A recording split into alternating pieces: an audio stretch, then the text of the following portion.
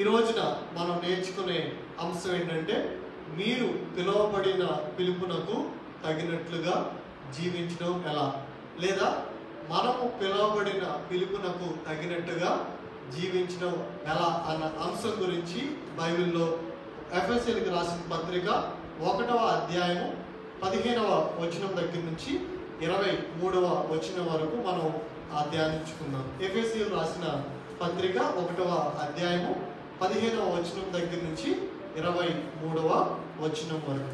ఈ హేతువు చేత ప్రభువైన యేసునందలి మీ విశ్వాసమును గూర్చి పరిశుద్ధులందరి ఎడల మీరు చూపుచున్న విశ్వాసము గూర్చి నేను వినినప్పటి నుండి మీ విషయమై మానక దేవునికి కృతజ్ఞతాస్తుతులు చెల్లించుచున్నాను. మరియు మీ మనోనేత్రములు వెలిగింపబడినందున ఆయన మిమ్మల్ని పిలిచిన పిలుపు వలనైన నిరీక్షణ ఎట్టిదో, పరిశుద్ధులలో ఆయన స్వాస్థ్యం యొక్క మహిమైశ్వర్యం ఎట్టిదో, ఆయన క్రీస్తునందు వినియోగించిన బలాతిశయమును బట్టి విశ్వసించు మన యందు ఆయన చూపుచున్న తన శక్తి యొక్క అపరిమితమైన మహాత్మ్యం ఎట్టిదో మీరు తెలుసుకునే వల్లని మన ప్రభువైన యేసుక్రీస్తు యొక్క దేవుడైన మహిమ స్వరూపియగు తండ్రి తనను తెలుసుకున్న యందు మీకు జ్ఞానమును ప్రత్యక్షతయు గల మనస్సును అనుగ్రహించినట్లు నేను నా ప్రార్థన యందు మిమ్మల్ని గూర్చి విజ్ఞాపన చేయుచున్నాను.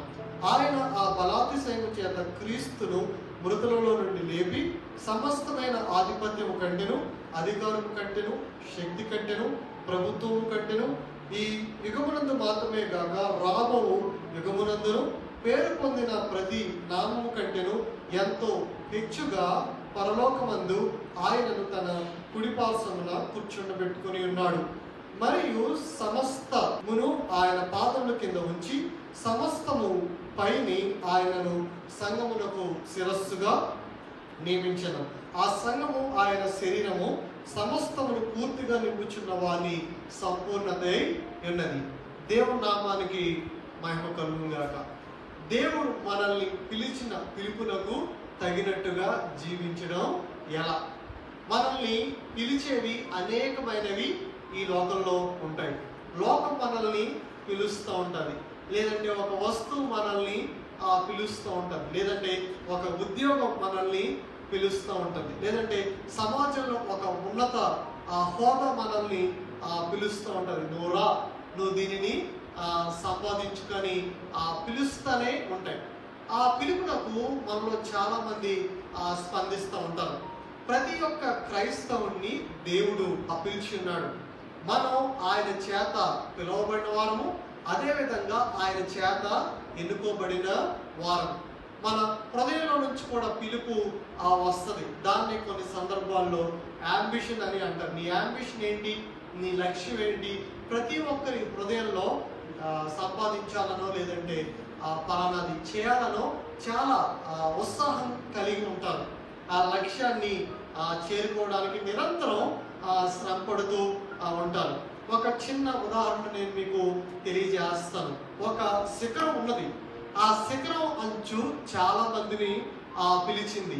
ఏమని పిలిచిందంటే, మీరు నా దగ్గరికి చేరుకోండి. ఆ శిఖరం అంచు చాలా ఎత్తులో ఉన్నది. ఆ శిఖరాన్ని చేరుకోవడానికి అనేక మంది ఎక్కుతూ తమ ప్రాణాలని కోల్పోయారు. చాలా మంది ఆ శిఖరాన్ని ఎక్కడానికి ప్రయత్నించి తమ ప్రయత్నాల్ని విరమించుకున్నారు. అయితే ఇద్దరు వ్యక్తుల్ని కూడా ఆ శిఖరం పిలిచింది. ఆ ఇద్దరు వ్యక్తులు పేర్లు ఏంటంటే ఎడ్మండ్ హిల్లరీ, అదేవిధంగా టెన్సింగ్ నార్వే. ఎవరెస్ట్ శిఖరం యొక్క అంచు వాళ్ళని అట్రాక్ట్ చేసింది, ఆకర్షించింది. మీరు నా దగ్గరికి రండని పిలిచింది. ఆ పిలుపునకు వాళ్ళు ప్రతిస్పందించి ఎవరెస్ట్ శిఖరం ఎక్కాలని వాళ్ళు నిర్ణయించుకున్నారు. ఎన్నోసార్లు వాళ్ళ ప్రయత్నాలు విఫలమైనవి. అదేవిధంగా ఆ కొండ మీద ఎక్కి ఆ శిఖరాన్ని ఎక్కి తిరిగి రాకుండా ఆ మంచులో మునిగిపోయి చనిపోయిన వారు అనేక మంది ఉన్నారు. అయినా కానీ ఆ శిఖరం అంచు పిలిచిన పిలుపులకు వాళ్ళు స్పందించి అనేక ప్రయత్నాలు చేసి 1953వ సంవత్సరం మే 29వ తేదీన, అనగా ఈ రోజున వాళ్ళు ఆ ఎవరెస్ట్ శిఖరాన్ని ఎక్కారు. ఆ వార్త ప్రపంచ చరిత్రలో చిరస్థాయి కింద నిలిచిపోయింది. అదేవిధంగా అనేక మంది సహాయ యాత్రలు చేస్తూ ఉంటారు. ఈ విధంగా లోకంలో అనేకమైనవి పిలుస్తూ ఉంటాయి, ఆటలు పిలుస్తూ ఉంటాయి, కళలు పిలుస్తూ ఉంటాయి. మనం వేటికి స్పందిస్తూ ఉన్నాం. అదేవిధంగా దేవుడు కూడా మనల్ని పిలిచాడు.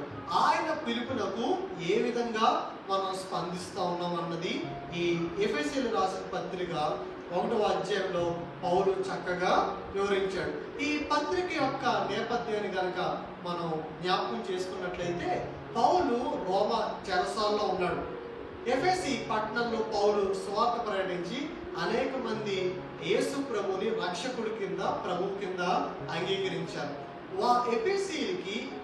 ఎఫెసీ క్రైస్తవులకి, విశ్వాసులకి పౌలు రోమా పట్టణం నుంచి చెరసాల్లో ఉంటూ ఈ పత్రికని రాస్తున్నాడు. ఈ పత్రికలో ప్రభు యొక్క పిలుపు గురించి వాళ్ళకి వివరిస్తూ ఉన్నాడు. ఆ పట్టణంలో చూస్తే ఆ పట్టణం చాలా కళలకి, మతపరమైన విషయాలకి చాలా చాలా ప్రసిద్ధి. ఆ ఎఫెసీ పట్టణంలో ఒక థియేటర్ ఉంది. ఆ థియేటర్లో చాలా మంది ఉపన్యాసం ఇస్తూ ఉంటారు. ఆ ఉపన్యాసం ఇచ్చేటప్పుడు ఆ ఉపన్యాసం వినేవాళ్ళు చాలా మందికి నేను కూడా ఆ ఉపన్యాసకుని అయితే, నేను కూడా ఆ వక్తనైతే ఎంత బాగుండో అన్న ఆలోచన కలుగుతుంది. వాళ్ళు కూడా తరఫీదు పొంది వక్తలు అవుతూ ఉంటారు. అదేవిధంగా ఆ స్టేడియంలో, ఆ థియేటర్లో ఆటల పోటీలు జరుగుతూ ఉంటాయి, లేదంటే కుస్తీ పోటీలు జరుగుతూ ఉంటాయి. ఈ విధంగా అవి చూసిన వారు వాళ్ళ హృదయంలో ఆ ఇంట్రెస్ట్ కలిగి వాళ్ళు కూడా ఆటల పోటీల్లో పాల్గొనడం, లేదంటే కళలలో పాల్గొనడం, ఈ విధంగా చేస్తూ ఉంటారు. అదేవిధంగా అక్కడ మరొక దేవాలయం ఉన్నది. అదేంటంటే అర్తమి దేవాలయం.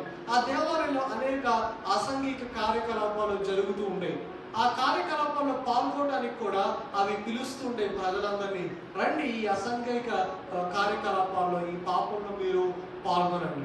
ఆ పిలుపున కూడా స్పందించి అనేక మంది ఆ దేవాలయంలో పాపం చేస్తూ ఉండేవారు. అయితే పౌలు ప్రకటించిన సువార్తకి ఆ ఎఫెసీ పట్టణంలో ఉన్న అన్యులు స్పందించి, ప్రభు పిలుపునకు స్పందించి యేసు ప్రభువుని రక్షకుడి కింద, ప్రభువు కింద అంగీకరించున్నారు.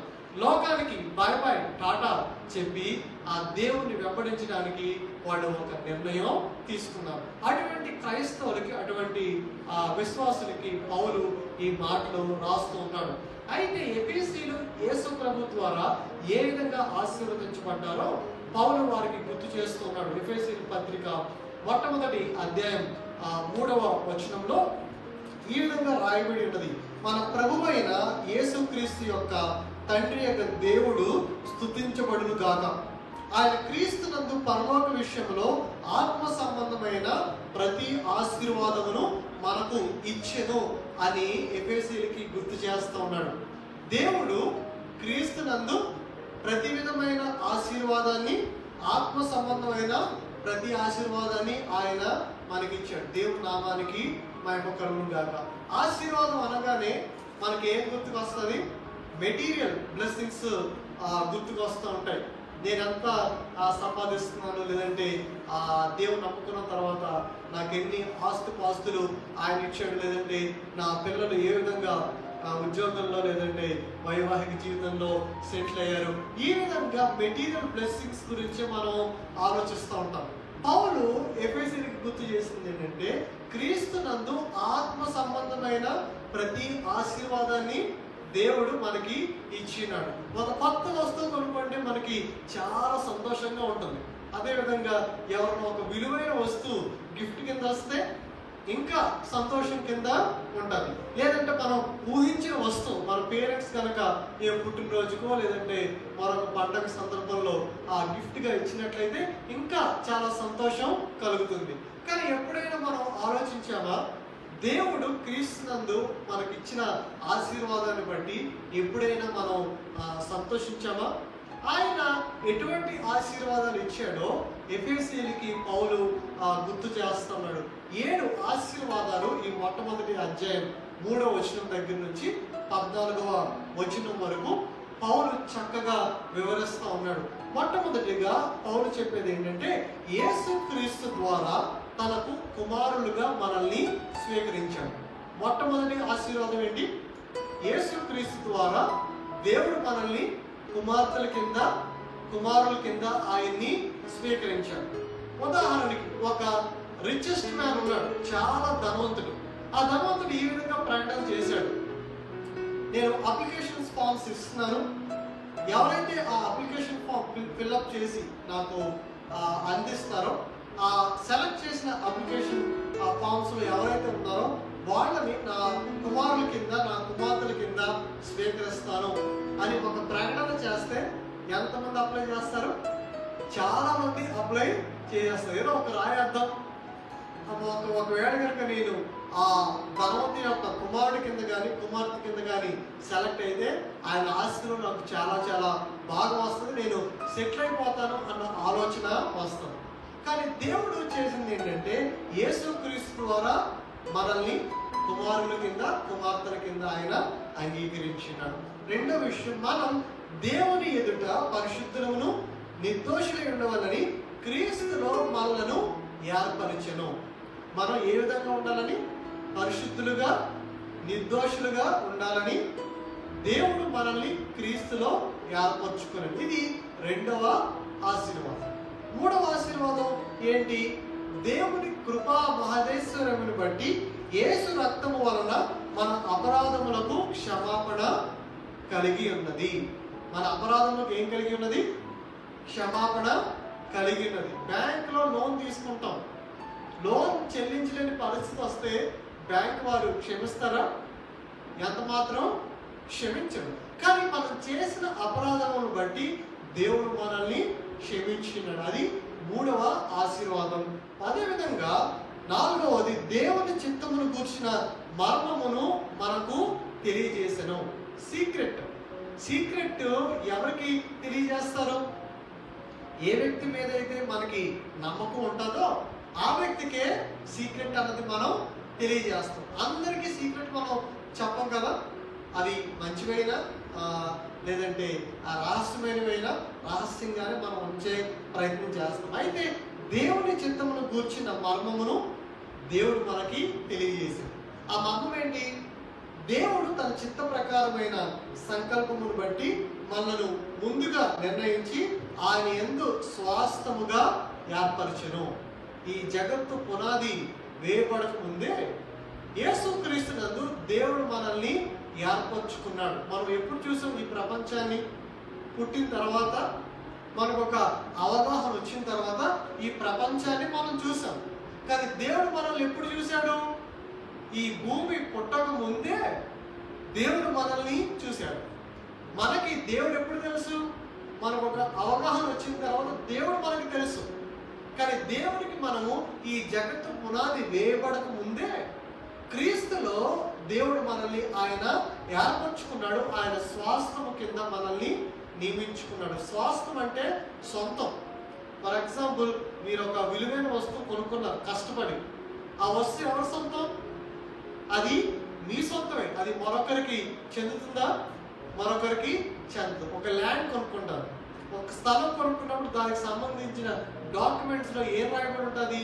ఈ స్థలానికి పలానా వ్యక్తులు యజమానులు, వారిదే.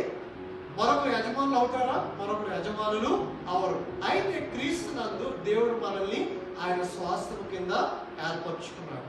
అదేవిధంగా మీరు రక్షణ సువార్తను విని క్రీస్తునందు విశ్వాసం ఉంచి వాగ్దానం చేయబడిన ఆత్మ చేత ముద్రించబడింది. ఇది మరొక ఆశీర్వాదం. ఆత్మ చేత మనం ముద్రించబడ్డాం. ఆ ముద్ర దేనికి గుర్తు అంటే ఆ ముద్ర ఒక విలువని ఇస్తుంది. మనందరికీ తెలుసు 500 నోటు, 2000 నోటు, దాని మీద ఆర్బీఐ గవర్నరు సంతకం ఉంటుంది.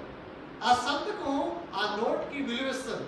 ఆ సంతకం కనుక లేకుండా ఆ నోట్ కనుక ఎవరన్నా చూస్తే ఆ నోటు ఎవరన్నా తీసుకుంటారా? ఆ నోట్కి ఆ విలువ ఉంటుందో? ఎంత మాత్రము విలువ ఉండదు. దేవుని కుమారులుగా, దేవుని కుమార్తెలుగా ఆత్మ చేత ఆయన స్వాస్థముగా మనము ముద్రించబడ్డాం. మరొక ఆశీర్వాదం పౌలు ఎఫెసీయులకి గుర్తు చేసింది ఏంటంటే ఈ ఆత్మ మన స్వాస్థ్యమునకు సంచకరువుగా ఉన్నాడు. ఈ ఆత్మ మన స్వాస్థ్యమునకు సంచకరువుగా ఉన్నాడు. అంటే ఒక ప్రూఫ్. మనం ఏదైనా ఒక వస్తువు కొనుక్కోవాలనుకున్నాం, ఎంతో కొంత అడ్వాన్స్ చెల్లిస్తాం. అడ్వాన్స్ చెల్లిస్తే దాని అర్థం ఏంటి? ఈ వస్తువు మనదే. ఒక ఇల్లు తీసుకునే ముందు అడ్వాన్స్ చెల్లిస్తాం. అడ్వాన్స్ చెల్లిస్తే దాని అర్థం ఏంటి? ఈ వస్తువు మనకే. ఈ వస్తువు వేరే ఎవరికి చెందదు.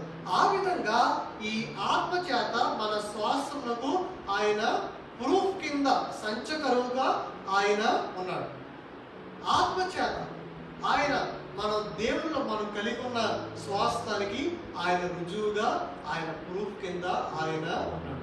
ఇవన్నీ ఆత్మ సంబంధమైన ఆశీర్వాదాలు దేవుడు క్రీస్తులో మనకి ఇచ్చి ఉన్నాడు. కాబట్టి పౌలు చెప్తున్న మాట ఏంటంటే, మన ప్రభు అయిన యేసు క్రీస్తు యొక్క తండ్రి యొక్క దేవుడు స్తుతింపబడునుగాక. దేవుణ్ణి ఎప్పుడు మనం స్తుతిస్తాం? దేవునికి ఎప్పుడు మనం థ్యాంక్స్ చెప్తాం? ఏదన్నా మెటీరియల్ బెనిఫిట్ మనకు అందితే దేవునికి థ్యాంక్స్ చెప్తాం. కానీ ఇక్కడ పౌలు విశ్వాసుల్ని ఎంకరేజ్ చేసేది ఏంటంటే, ప్రోత్సహించేది ఏంటంటే, ఆత్మ సంబంధమైన ప్రతి ఆశీర్వాదానికి దేవుడు మనల్ని అర్హుల్ని చేశాడు. కాబట్టి దాన్ని బట్టి దేవుణ్ణి స్తుతించండి ఇక్కడ పౌలు ఎఫెసీ సంఘాన్ని మనవి చేస్తూ ఉన్నాడు. అయితే దేవుడు ఎఫెసీ సంఘాన్ని ఏ విధంగా పిలిచాడో అదే విధంగా దేవుడు మనల్ని పిలిచినాడు. మనము పిలువబడిన పిలుపునకు తగినట్లుగా జీవించుటకు తెలుసుకోవాల్సిన 3 విషయాల్ని నేను తెలియజేస్తాను. 15వ వచనం దగ్గర నుంచి 23వ వచనం వరకు రాయబడి ఉన్నాయి. ఈ హేతువు చేత, ఈ కారణం చేత. ఏ కారణం? ఆత్మ సంబంధమైన ప్రతి ఆశీర్వాదం పొందుకోవడానికి దేవుడు మనల్ని అర్హుల్ని చేసి ఉన్నాడు. కాబట్టి ఆ 7 కారణాల చేత ప్రభువైన యేసునందలి మీ విశ్వాసమును గూర్చి, పరిశుద్ధులందరిలా మీరు చూపుచున్న విశ్వాసమును గూర్చి నేను వినినప్పటి నుండి మీ విషయమై మానక దేవునికి కృతజ్ఞతాస్తుతులు నేను చెల్లిస్తున్నాను. పౌలు సంఘ కాపరి. ఎఫెసీ సంఘాన్ని బట్టి దేవునికి థ్యాంక్స్ అని చెప్తున్నాడు. ఎందుకు థ్యాంక్స్ అని చెప్తున్నాడు? ఎందుకంటే ఎఫెసీ సంఘం గురించి పౌలు చెరసాల్లో ఉన్నప్పుడు ఆ సంఘం గురించి విన్నాడు. ఏం విన్నాడు? యేసునందు ఎఫెసీలు ఉంచిన విశ్వాసం గురించి విన్నాడు. అదేవిధంగా పరిశుద్ధులందరి ఎడల ఎఫెసీలు చూపుచున్న ప్రేమను గురించి కూడా విన్నాడు. చూడండి, కాపరి సంఘంలో లేకపోతే చాలా సందర్భాల్లో సంఘం చెల్లాచెదురైపోతూ ఉంటుంది. లేదంటే కాపరి సంఘాన్ని విడిచిపెట్టి ఎక్కడికైనా వెళ్ళాలంటే చాలా భయం కింద ఉంటుంది. ఎందుకంటే సంఘం ఏమైపోతుందో, సంఘంలోనికి ఎటువంటి క్రూరమైన తోడేలు ప్రవేశిస్తాయని భయంగా ఉంటుంది. ఇక్కడ పౌలు రోమా చెరసాల్లో ఉన్నప్పటికీ సంఘం గురించి కొంతమంది వ్యక్తులు సమాచారాన్ని చేరవేశారు. ఆ సమాచారం విని పౌలు చాలా సంతోషించి దేవునికి స్తుతులు చెల్లిస్తున్నాడు. ఆ సమాచారం ఏంటంటే, ఈ ఎఫెసీలు యేసు ప్రభు యందు ఉంచిన విశ్వాసం, అదేవిధంగా సంఘంలో ఉన్న విశ్వాసం పట్ల, పరిశుద్ధుల పట్ల వారు చూపుచున్న ప్రేమ. మూల భాషలో ఏ పదాన్ని పౌలు వాడాడంటే అగాపే అన్న పదాన్ని వాడాడు. అగాపే అన్న పదానికి అర్థం ఏంటంటే ప్రేమ. ఆ ప్రేమ ఎటువంటి ప్రేమ అంటే షరతులు లేని ప్రేమ. షరతులు వర్తిస్తాయి, ఇది మనందరికీ తెలిసిందే. చాలా చోట్ల చాలా ఆఫర్స్ ప్రకటిస్తూ ఉంటారు. Up to 50%, up to 80% offer అని ప్రకటిస్తూ ఉంటారు. అక్కడికి వెళ్ళి చేస్తే, అక్కడికి వెళ్ళి ఆ వస్తువు కొనడానికి వెళ్తే ఏదో పనికిరాని వస్తువు లేదంటే పాత వస్తువుకో 80% ఆఫర్ ఉంటుంది. మిగిలిన వస్తువులన్నిటికీ 5% ఆఫర్ అనో 10% ఆఫర్ అనో డిస్కౌంట్ అని ఆ ప్రకటనలు ఇస్తూ ఉంటారు. చాలా సందర్భాల్లో మనం మోసపోతూ ఉంటాం. ఎందుకంటే ఆ షరతులు వర్తిస్తాయి అన్న నియమ నిబంధనల్ని కొన్నిసార్లు మనం అలక్ష్యం చేస్తూ ఉంటాం. ఒకటి కొంటే ఒకటి ఉచితం అని ప్రకటన ఉంటుంది. నిజంగా అమ్మో ఒకటి కొంటే ఒకటి ఉచితమేమో అనుకుని అక్కడికి వెళ్తాం. అక్కడికి వెళ్ళేసరికి ఒక వస్తువు ధరే 2000, 3000 ఉంటుంది.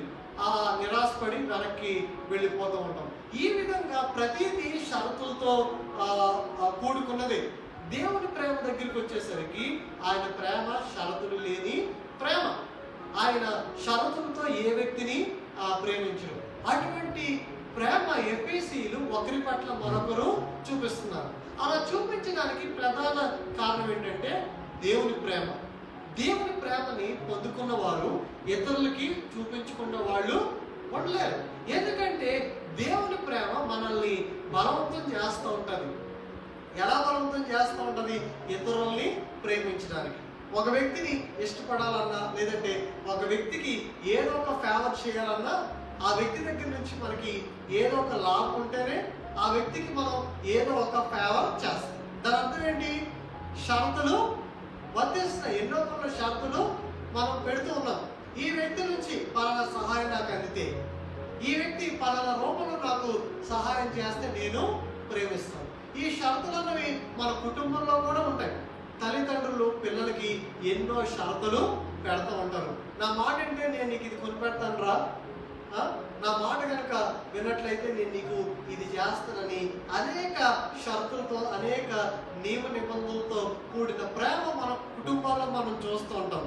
తద్వారా దేవుని యొక్క ప్రేమ చాలా సందర్భాల్లో మనకి అర్థం కాదు. ఎందుకంటే కుటుంబంలో ఆ ప్రేమ మనం షరతులతో పొందుకుంటాం.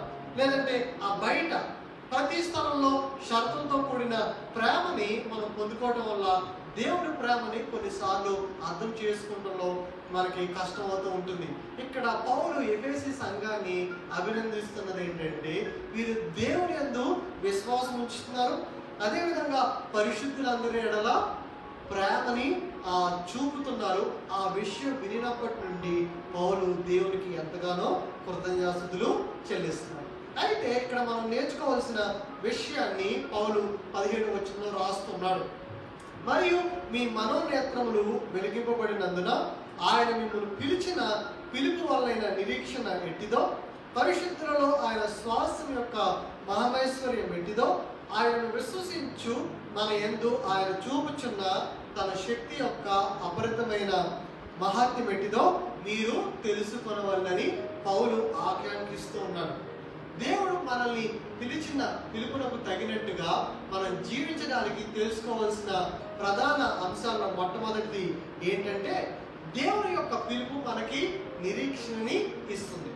అదేవిధంగా దేవుని యొక్క స్వాస్థ్యము, ఆయన యొక్క స్వాస్థ్యము మహదైశ్వర్యం అని పౌలు తెలియజేస్తా ఉన్నాడు. అదేవిధంగా ఆయన చూపుచున్న తన శక్తి యొక్క అపరితమైన మహాత్మ్యం ఎట్టిదో తెలుసుకోవాలని పౌలు ఆకాంక్షిస్తూ ఉన్నాడు. ఇక్కడ 3 మాటలు. ఒకటి ఏంటంటే నిరీక్షణ, 2 స్వాస్థ్యము, 3 శక్తి. Hope, inheritance, power. ఈ 3 మనం తెలుసుకోవాలి. దేవుని యొక్క పిలుపు మనకేమిస్తుంది? నిరీక్షణని ఇస్తుంది. ఒక హోప్ని మనకి కలుగు చేస్తూ ఉంది. ఒక వ్యక్తి కనుక హోప్ని కోల్పోయినట్లయితే, నిరీక్షణని కోల్పోయినట్లయితే సమస్తాన్ని కోల్పోయినట్టేనని ఒక వేదాంతి చెప్తా ఉన్నాడు. కాబట్టి హోప్ని కోల్పోకుండా ఉండాలంటే దేవుని యొక్క పిలుపుని మనం గుర్తు చేసుకుంటూ ఉండాలి. అదేవిధంగా క్రీస్తునందు పరిశుద్ధులతో పాటు స్వాస్థానికి దేవుడు మనల్ని అర్హులుగా చేశాడు. అదేవిధంగా శక్తి, ఆయన చూపుచున్న తన శక్తి యొక్క అపరిమితమైన మహాత్మ్యం ఎట్టిదో. దేవుని యొక్క శక్తి చాలా చాలా గొప్పది. ఆయన యొక్క శక్తి యేసు ప్రభుని మరణం నుంచి తిరిగి లేపింది. మనందరికీ శక్తి ఉంటుంది. ఉదయం లేచిన కాడ నుంచి ఎన్నో వస్తువుల్ని మనం ఎత్తుతాం. తాగడానికి మంచినీళ్ళ బాటిల్ని మనం ఎత్తుతూ ఉంటాం, లేదంటే ఆ కుర్చీని ఎత్తుతూ ఉంటాం, లేదంటే అనేకమైన వస్తువుల్ని మనం ఇంట్లో ఎత్తుతూ ఉంటాం. కొన్ని సందర్భాల్లో కొన్ని వస్తువులు ఉంటాయి. ఫర్ ఎగ్జాంపుల్ రిఫ్రిజిరేటర్ ఒక చేతితో మనం ఎత్తగలమా? లేదంటే అల్మరా ఉంటుంది, లేదంటే పెద్ద టేబుల్ ఉంటుంది, వాటిని ఒక చేతితో మనం ఎత్తగలమా? మరొక వ్యక్తి యొక్క సహాయం మనకి తప్పనిసరిగా కావాలి. ఒకవేళ ఒక వ్యక్తి చనిపోయాడు అనుకోండి, ఆ వ్యక్తిని తిరిగి లేపే శక్తి మన దగ్గర ఉంటుందా? మన దగ్గర ఎంత మాత్రమూ ఉండదు. కానీ ఆ శక్తి ఎవరి దగ్గర ఉంటుంది? తిరిగి లేపే శక్తి దేవుని దగ్గర ఉంటుంది. ఈ విషయాలు తెలుసుకోవాలని పౌలు ఆకాంక్షిస్తూ ఉన్నాడు. దేవుడు పిలిచిన పిలుపు మనకేమిస్తుంది? నిరీక్షణ ఇస్తుంది. ఏ పరిస్థితులను బట్టి మనం నిరీక్షణ కోల్పోతున్నాం? ఏ పరిస్థితులను బట్టి మనం ఆ హోప్ ని కోల్పోతున్నాం? అయితే దేవుని యొక్క పిలుపు మనకేమిస్తుంది? నిరీక్షణని కలుగు చేస్తుంది. అదే విధంగా పరిశుద్ధులతో ఆయన మనకి స్వాస్థ్యమును మనకి ఏర్పాటు చేసినాడు. మన తల్లిదండ్రులు ఉంటారు, వాళ్ళ దగ్గర నుంచి మనకి ఎంతో కొంత ఆస్తి మనకి వస్తూనే ఉంటుంది. ఏదో ఒక రూపంలో వారు సంపాదించిన సంపాదనలో మనకి స్వాస్థ్యాన్ని మనకి కల్పిస్తారు. అటువంటి స్వాస్థ్యాన్ని దేవుడు క్రీస్తునందు పరిశుద్ధులతో పాటు మనకి ఆయన ఏర్పరిచి ఉన్నాడు. అదే విధంగా ఆయన చూపుచున్న తన శక్తి యొక్క అపరితమైన మహాత్మ్యం వెట్టిదో తెలుసుకోవాలని పౌలు ఆకాంక్షిస్తూ ఉన్నాడు. కాబట్టి మనం తెలుసుకోవాల్సిన 3 విషయాలు ఏంటంటే, నిరీక్షణ, దేవుని యొక్క పిలుపులో నిరీక్షణ ఉంది. అదేవిధంగా ఆయన శ్వాసముకు మనల్ని అర్హులుగా చేసినాడు. అదేవిధంగా ఆయన శక్తి మనకి నిరంతరము అందుబాటులో ఉంటూనే ఉంది. అయితే దేవుడు పిలిచిన ఆ పిలుపునకు తగినట్టుగా జీవించడానికి తెలుసుకోవాల్సిన 2వ ప్రధాన అంశం 19వ వచనంలో పౌలు రాసి ఉన్నాడు. అలాగే తండ్రి అయిన దేవుణ్ణి తెలుసుకున్నట్టు యందు మీకు జ్ఞానమును ప్రత్యక్షత గల మనస్సు అనుగ్రహించినట్లు నేను నా ప్రార్థన యందు మిమ్మల్ని గూర్చి విజ్ఞాపన చేయుచున్నాను. పౌలు యొక్క అభిలాష ఏంటి? పౌలు యొక్క ఆకాంక్ష ఏంటి? తండ్రి అయిన దేవుణ్ణి తెలుసుకోవాలని. మనందరికీ మన భవిష్యత్తు తెలుసుకోవాలన్న క్యూరియాసిటీ చాలా చాలా ఉంటుంది. ఉద్యోగం లేని వారు ఏ ఉద్యోగం వస్తుందో, ఏ ఉద్యోగంలో సెటిల్ అవుతున్న ఆ క్యూరియాసిటీ, కుతూహలం చాలా ఎక్కువగా ఉంటుంది. వివాహం చేసుకోవాల్సిన వాళ్ళు నేను ఏ భాగస్వామిని చేసుకుంటాను, నా భాగస్వామి ఎక్కడి నుంచి వస్తుందో తెలుసుకోవాలన్న కుతూహలం చాలా ఎక్కువగా ఉంటుంది. అదేవిధంగా భవిష్యత్తులో నేను ఎక్కడ స్థిరపడతాను, నేను ఎక్కడ ఉంటాను, ఏ స్థితిలో ఉంటాను అని తెలుసుకోవాలన్న కుతూహలం చాలా ఎక్కువగా ఉంటుంది. ప్రవచన రూపంలో ఇటువంటి మాటలు చెప్పే ప్రవక్త దగ్గరికి చాలా తేలిగ్గా అందరూ వెళ్తూ ఉంటారు. కానీ దేవుణ్ణి తెలుసుకునే ఆసక్తి మనలో ఎంతమందికి ఉంది? పౌలు ఎఫెసీ సంఘం నుంచి ఆశిస్తుంది ఏంటంటే, వారు తండ్రి అయిన దేవుణ్ణి తెలుసుకోవాలని, వారికి తగినంత జ్ఞానము అదేవిధంగా ప్రత్యక్షత రావాలని పౌలు ప్రార్థిస్తూ ఉన్నాడు. మనకి ఆ దేవుడు ఇచ్చేవి తెలుసుకోవాలన్న కుతూహలం చాలా ఎక్కువగా ఉంటుంది. కానీ దేవుణ్ణి తెలుసుకోవాలన్న ఆసక్తి ఎంత ఎక్కువగా ఉంటుంది? ఒక ఉదాహరణ నేను తెలియజేస్తాను. పిల్లలు తల్లిదండ్రులు బయటికి వెళ్ళినప్పుడు, అమ్మ మీరు బయట నుంచి వచ్చినప్పుడు, డాడీ మీరు బయట నుంచి వచ్చినప్పుడు నాకు ఒక గిఫ్ట్ తీసుకురండి, లేదంటే డాడీ టూర్కి చాలా దూరం వెళ్తున్నారు, తిరిగి వచ్చినప్పుడు మాకు ఏదో ఒక గిఫ్ట్ తీసుకురండి అని పిల్లలు కోరుకుంటూ ఉంటారు. ఒకవేళ తల్లిదండ్రులు ఆ గిఫ్ట్ తీసుకొచ్చారనుకోండి, పిల్లలు ఆ గిఫ్ట్ చూసి చాలా సంతోషపడి దాంతో ఆడుకుంటూ ఉంటారు. ఒకవేళ తల్లిదండ్రులు ఆ గిఫ్ట్ తీసుకురాకుండా ఉత్తి చేతులతో వచ్చారనుకోండి, పిల్లలు చాలా చాలా డిసప్పాయింట్మెంట్ అవుతారు. ఎందుకు అవుతారు? పిల్లలకి తల్లిదండ్రులు తిరిగి వెనక్కి రావడం కంటే వారు తెచ్చే గిఫ్ట్స్ మీద చాలా ఆసక్తి కలిగి ఉంటారు. ఇక్కడ పౌలు చెప్తున్నది ఏంటంటే, తండ్రి ఇచ్చేవి లేదంటే తండ్రి తెచ్చేవి తెలుసుకోవడం గురించి కాదు, కానీ తండ్రినే తెలుసుకోవాలని వారికి జ్ఞానాన్ని అదేవిధంగా ప్రత్యక్షత కలగాలని పౌలు కోరుకుంటున్నాడు. చూసారా, అటువంటి ఆసక్తి మనలో ఉన్నదా? తండ్రి ఇచ్చేవి తెలుసుకోవడం కాదు, మన జీవితంలో దేవుడు చేసే కార్యాల గురించి తెలుసుకునే ఆసక్తి కాదు, కానీ తండ్రినే దేవుణ్ణే తెలుసుకోవాలనే ఆసక్తి మనలో చాలా ఎక్కువగా ఉండాలి. అలా తండ్రిని తెలుసుకోవాలంటే మనకి జ్ఞానం కావాలి, అదేవిధంగా ప్రత్యక్షత, విజ్డమ్ అండ్ రెవల్యూషన్. రెవల్యూషన్ అంటే 2 రెవల్యూషన్స్ ఉన్నాయి, 2 ప్రత్యక్షతలు ఉన్నాయి. ఒకటి న్యాచురల్ రెవల్యూషన్, జనరల్ రెవల్యూషన్, ఇంకోటి ఏంటంటే స్పెషల్ రెవల్యూషన్. ఈ జనరల్ రెవల్యూషన్లో ఈ సృష్టి దేవుని గురించి తెలియజేస్తూ ఉంటుంది. కీర్తనకారుడు కూడా చెప్తూ ఉన్నాడు కదా, ఆకాశము నీ మహిమను వివరించుచున్నది. ఆ సృష్టిలో చేయబడిన ఆ చెట్లు కానీ జంతువులు కానీ ఇవన్నీ చూసినప్పుడు ఈ సృష్టి వెనకాల దేవుడు ఉన్నాడు, అన్న ఆలోచన ఖచ్చితంగా రావాలి. ఒకవేళ ఆ జనరల్ రెవల్యూషన్ కనుక స్పందించకపోతే స్పెషల్ రెవల్యూషన్ అంటే దేవుడు ఎవరికి ప్రత్యక్షపరిచాడు? యేసు ప్రభుని ప్రత్యక్షపరిచాడు. ఆయన దేవుడు ఏ విధంగా ఉంటాడో ఈ భూమి మీద మనందరికీ ఆయన తెలియజేస్తున్నాడు. అదేవిధంగా దేవుణ్ణి తెలుసుకోవడానికి ఆయన మనకి ఏమి ఇచ్చిన్నాడు? దేవుని లేఖనాల్ని మనకి ఇచ్చిన్నాడు. దేవుణ్ణి తెలుసుకోవాలంటే అక్కడ ఇక్కడ వెళ్ళి మనం దేవుణ్ణి తెలుసుకోలేము. కేవలం లేఖన భాగాల్లోనే మనం దేవుణ్ణి కనుగొనగలం, దేవుణ్ణి తెలుసుకోగలం. అటువంటి ప్రత్యక్షతని దేవుడు మనకి ఈ రెవల్యూషన్ ద్వారా దేవుడు మనకి ఇచ్చిన్నాడు. దేవుడు మనల్ని పిలిచిన పిలుపులకు తగినట్టుగా జీవించడానికి తెలుసుకోవాల్సిన రెండవ ప్రధాన విషయం ఏంటంటే మనం తండ్రి అయిన దేవుడినే తెలుసుకోవాలి. దేవుడు ఇచ్చేవి కాదు, లేదంటే ఆయన మనల్ని మెచ్చి మన విశ్వాసాన్ని నచ్చి దేవుడిచ్చే గిఫ్ట్స్ కాదు. దేవుడినే తెలుసుకోవాలన్న ఆసక్తి మనలో దినదినము అధికమవుతూ ఉండాలని పౌలు ఏ విధంగా ఆకాంక్షించాడో అదే విధంగా నేను కూడా ఆకాంక్షిస్తూ ఉన్నాను.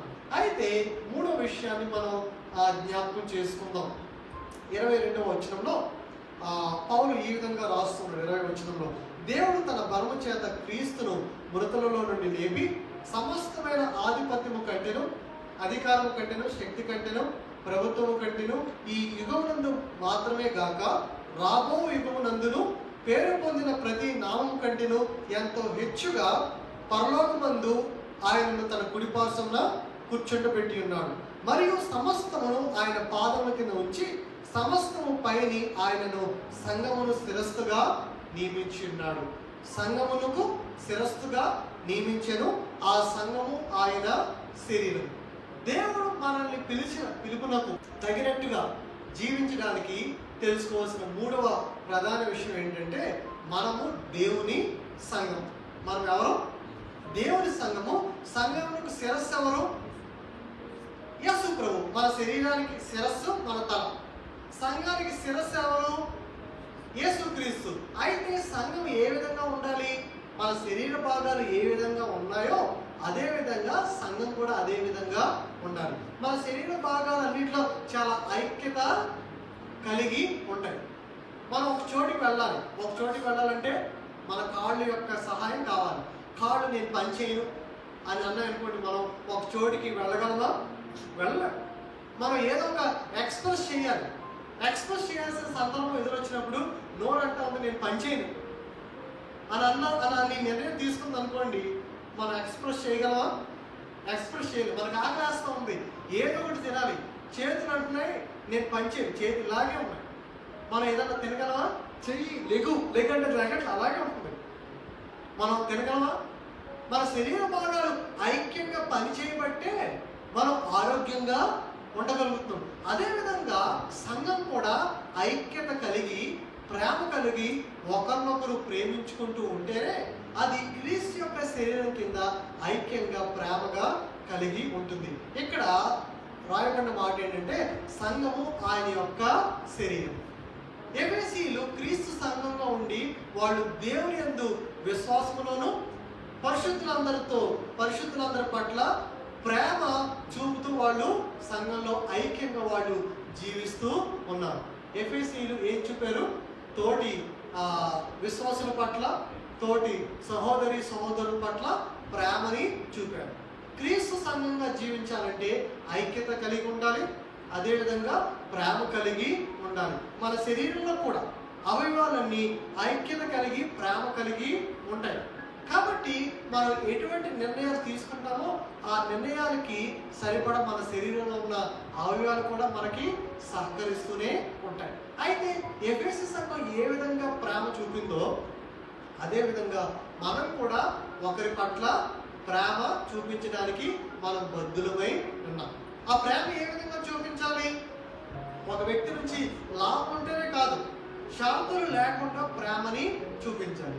ఆ ప్రేమని ఎలాగ చూపించగలం? దేవుని దగ్గర నుంచి మనం ప్రేమను కనుక పొందుకున్నట్లయితే ఇతరులకి ప్రేమని చూపించకుండా మనం ఉండలేము. పౌలు మూల భాషలో వాడిన మాట ఏంటంటే అగాపే. దాని అర్థం ఏంటంటే ఈ ఎఫెసీయులు షరతులు లేకుండా ఒకరిని మరొకరు ప్రేమిస్తూ ఉన్నారు. షరతులు లేకుండా ఒకరి పట్ల ఒకరు ప్రేమ అనురాగం కలిగి జీవిస్తూ ఉన్నారు. దేవుడు మన నుంచి కూడా కోరుకునేది అది. దేవుడు మనల్ని పిలిచిన పిలుపునకు తగినట్టుగా మనం జీవించాలంటే మనం తెలుసుకోవాల్సిన విషయం ఏంటంటే మనము దేవుని యొక్క శరీరం కింద, క్రీస్తు శరీరం కింద ఉన్నాం. క్రీస్తు శరీరంగా ఉండాలంటే మనం ఐక్యత, ప్రేమ కలిగి ఉండాలి. పౌలు ఈ విషయాన్ని ఆ రోమా పత్రికలో గుర్తు చేస్తా ఉన్నాడు. రోమా పత్రిక 13వ అధ్యాయం 8వ వచనం, ఒకరినొకడు ప్రేమించిన విషయంలో తప్ప మరే విషయంలోనూ ఎవరికి అచ్చి ఉండవద్దు, పొరుగు వారిని ప్రేమించేవాడే ధర్మశాస్త్రమును నెరవేర్చేవాడు. అచ్యుడు అంటే ఏంటి? ఒక వ్యక్తి దగ్గర నేను ఒక 10,000 రూపాయలు తీసుకున్నాను, దాని అర్థం ఏంటి? మరలా 10,000 రూపాయలు నేను తిరిగి చెల్లించాలి. నేను తీసుకుంటేనే చెల్లించాలి, తీసుకోకపోతే నేను చెల్లించాల్సిన అవసరం ఉంటుందా? అవసరం ఉండదు. బ్యాంకులో నుంచి లోన్ తీసుకుంటేనే నేను బ్యాంకుకి చెల్లించాలి. బ్యాంకు నుంచి నేను లోన్ తీసుకోకపోతే బ్యాంకుకి నేను చెల్లించాలా? నేను చెల్లించగల. కానీ క్రైస్తవులకు ఉన్న ప్రతి ఒక్కరూ ఇతరుల్ని ప్రేమించే విషయంలో అచ్చి ఉన్నారంట. ఎందుకు అచ్చి ఉన్నారు? ఎందుకు రుణపడి ఉన్నారు? దేవుని దగ్గర నుంచి ముందుగానే ప్రేమని పొందుకున్నారు కాబట్టి ఇతరులు మనల్ని ప్రేమించినా ప్రేమించకపోయినా వారిని ప్రేమించే విషయంలో మనం అచ్చి ఉన్నాము, మనము రుణపడి ఉన్నాము. లోకం ఏ విధంగా వెళ్తూ ఉంటుంది? ఒకరి దగ్గర నుంచి లాభం ఉంటేనే లోకం ఎదుటి వారిని ప్రేమిస్తుంది. కానీ క్రీస్తు బిడ్డలుగా, క్రీస్తు విశ్వాసులుగా ఇతరులు మనల్ని ప్రేమించక ముందే ఇతరుల్ని మనం ప్రేమించడానికి మనం బద్దులుగా, మనం రుణపడి ఉన్నాం. ఎందుకంటే క్రీస్తు ప్రేమని మనం పొందుకున్నాం కాబట్టి ఆ ప్రేమని ఇతరులకి తప్పకుండా మనం చూపించాలి. అది ఏ విధంగా చూపించగలం? క్రీస్తు మనల్ని పిలిచిన పిలుపులకు స్పందించినట్లయితేనే మనం ఆ ప్రేమని చూపించగలం. లోకం మనల్ని అనేక విషయాల గురించి మనల్ని పిలుస్తూ ఉంటుంది. పలానా స్థాయి మనల్ని పిలుస్తూ ఉంటుంది, లేదంటే పలానా హోదా లేదా పలానా స్టేటస్ మనల్ని పిలుస్తూ ఉంటుంది. వీటన్నిటికీ మించి దేవుడు మనల్ని పిలుస్తూ ఉన్నాడు. ఆ పిలుపునకు స్పందించి ఆ పిలుపునకు తగినట్టుగా ఈ లోకంలో మనం ఏ విధంగా జీవించాలి, అలా జీవించడానికి తెలుసుకోవాల్సిన ప్రధాన విషయాల్ని మనం ఈ రోజున మనం నేర్చుకున్నాం. మొట్టమొదట దేవుడు మనకిచ్చిన పిలుపు ఇచ్చే నిరీక్షణ మనకి తెలియాలి. అదేవిధంగా క్రీస్తునందు దేవుడు మనకిచ్చిన స్వాస్థ్యం గురించి మనకి తెలియాలి. అదేవిధంగా దేవుని యొక్క ఆ శక్తి యొక్క మహమేశ్వర్యం గురించి మనకి తెలియాలి. తండ్రి అయిన దేవుని గురించి మనకి తెలియాలి. అదేవిధంగా మనము క్రీస్తు సంఘమై, క్రీస్తు యొక్క శరీరమై ఉన్న విషయం గురించి మనకి తెలియాలి. ఈ విషయాల గురించి తెలిసినప్పుడే దేవుడు మనల్ని పిలిచిన పిలుపునకు స్పందించి ఆ పిలుపునకు తగినట్టుగా మనం జీవించగలం. మొట్టమొదట 2 వ్యక్తుల గురించి నేను మీకు పరిచయం చేశాను కదా, టెన్సింగ్ నార్వే, ఎడ్మండ్ హిల్లరీ. వీళ్ళు ఏ పిలుపునకు స్పందించారు? శిఖరం పిలిచిన పిలుపునకు స్పందించారు. ఆ శిఖరానికి వెళ్లకుండా, ఆ శిఖరానికి చేరుకోకుండా మార్గ మధ్యలో నిరుత్సాహపరిచే వార్తలు ఎంతో మంది మరణమైపోయి ఆ మంచులో కప్పిపెడుతూ ఉన్నారు. ఎన్నోసార్లు వాళ్ళు ప్రయత్నం చేసి విఫలమైపోతూ ఉన్నారు. కానీ ఆ శిఖరం పిలిచిన పిలుపునకు స్పందించారు. ప్రయత్నం చేయగా ఒకనొక రోజున ఆ శిఖరానికి చేరుకున్నారు. ప్రపంచ చరిత్రలో వాళ్ళు నిలిచిపోయారు. ఇదే సందర్భంలో దేవుడు కూడా మనల్ని పిలుస్తున్నాడు. ఆయన మనల్ని పిలుస్తున్నాడు. ఆయన పిలిచిన పిలుపునకు తగినట్టుగా మనం జీవిస్తున్నామా, లేదంటే లోకం పిలిచిన పిలుపునకు ఆకర్షితులై లోకానికి మనం స్పందిస్తున్నాము? ఒకవేళ ఆ విధంగా స్పందిస్తున్నట్లయితే దేవుని యొక్క శక్తి మనకి నిరంతరము అందుబాటులో ఉన్నది. ఆయన యొక్క శక్తి ఈ లోకం అనే ఊపిలో కూరుకుపోయిన ప్రతి ఒక్కరిని తిరిగి లేపగలదు. క్రీస్తు యొక్క ప్రేమలో ఐక్యపరచగలదు. లోకం పిలిచే పిలుపునకు ఆకర్షించబడి, లేదంటే లోకం పిలిచే పిలుపును ఇష్టపడి లోకాశంలో మనం పడిపోతున్నామా? అయితే ఎంత మాత్రం మనం నిరుత్సాహపడక్కర్లేదు, ఎంత మాత్రం మనం బాధపడక్కర్లేదు.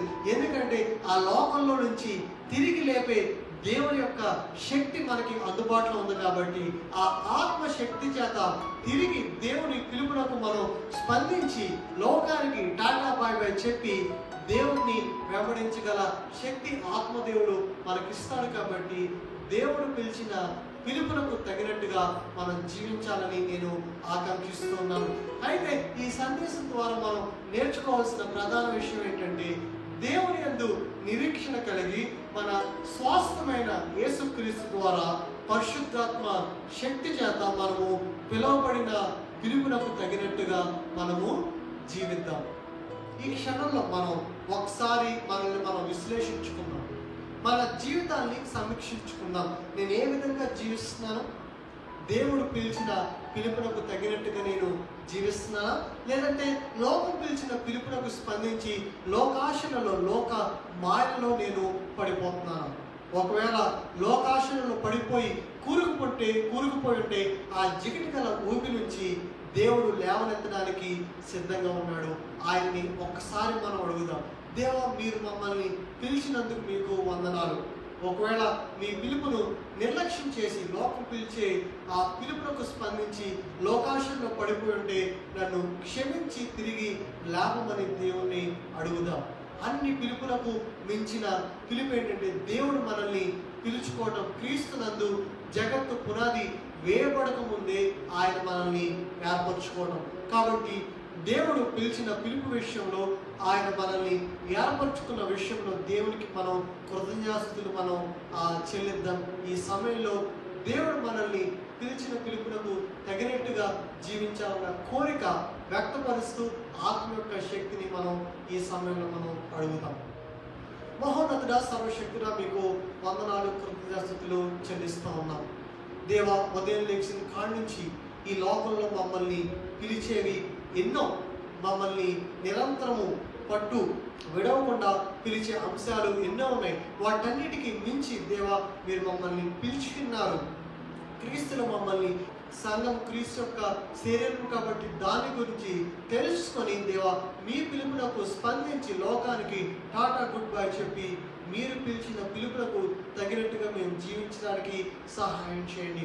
దేవ, లోకం ఆకర్షించినప్పటికీ, దేవ ఈ లోకంలో అనేకమైన విషయాలు మమ్మల్ని నిరుత్సాహపరిచినప్పటికీ దేవ వాటన్నిటిని పక్కన పెట్టి మీరు పిలిచిన పిలుపునకు స్పందించడానికి దేవ శక్తి సామర్థ్యాన్ని ఆత్మదేవ మీరు మాకు ఇవ్వమని మేము మిమ్మల్ని వేడుకుంటున్నాం.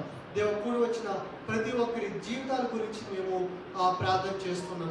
ఎవరైతే జిగట గల బంధకాల్లో చిక్కుకొని ఉన్నారో వారిని తిరిగి లేపమని మేము మిమ్మల్ని వేడుకుంటున్నాం. దేవ, ఆశ్చర్య కార్యాలు చేసి ఆత్మ యొక్క శక్తిని ప్రతి ఒక్కరూ వారి యొక్క వ్యక్తిగత జీవితాల్లో ఎరగడానికి సహాయం చేయమని మేము మిమ్మల్ని వేడుకుంటున్నాం.